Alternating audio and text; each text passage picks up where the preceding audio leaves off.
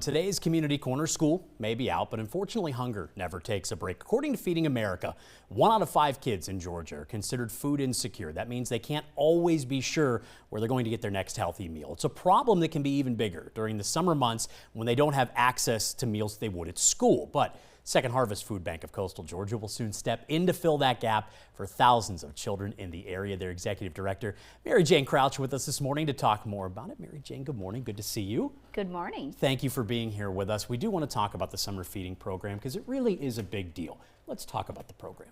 Well, you know, summertime is not a vacation for every child. A lot of children and families depend on meals at school to help them get through budget-wise, and so when they get out of school, they don't have access to those meals. So, you know, we have our summer feeding program. We're at 77 locations. People can go to get meals, they can get breakfast, they can get lunch, and that way the child has some type of nourishment. You know, during the summer, a lot of the talk with teachers is a lot of children lose that academic ability, or they regress in it.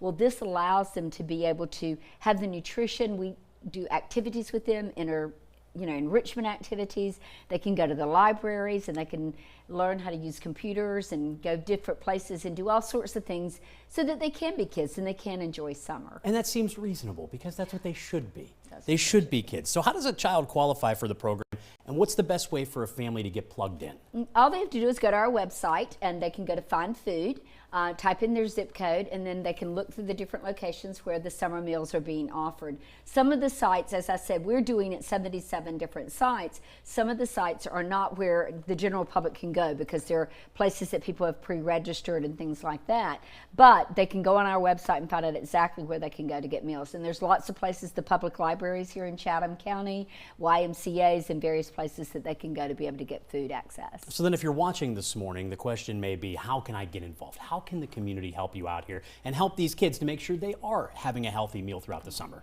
Well, we're always looking for volunteers. You know, we just finished wrapping up what we're doing. We're going to be serving around 55,000 breakfasts this summer. So volunteers came in to help pre-pack those breakfasts for us so we can give them out for the next morning for kids.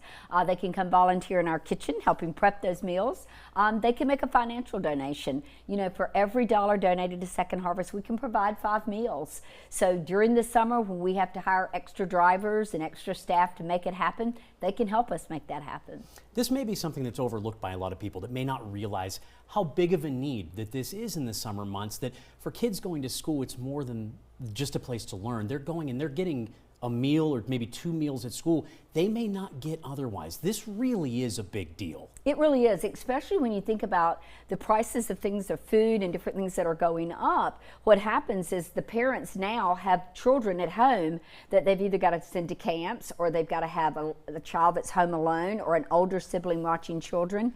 And just because their child's out of school doesn't mean they get a raise at work to be able to buy the food to feed that child. So that's where we want to step in and help make sure that those families aren't stressing. You know, there's a lot of different studies about the stress of money in families and what it causes with family domestic violence and things.